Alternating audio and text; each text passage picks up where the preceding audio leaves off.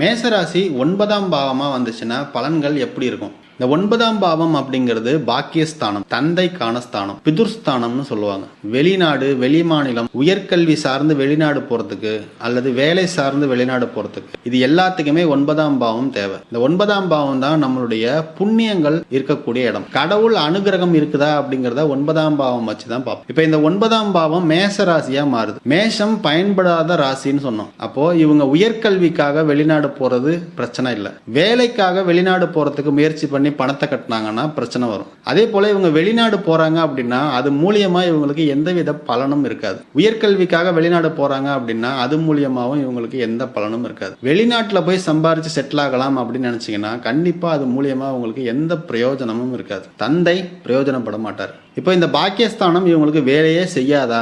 செவ்வாய் பகவான் இவங்களுக்கு தேவையான விஷயத்த தேவையான நேரத்துல கொடுத்துக்கிட்டே இருப்பார்.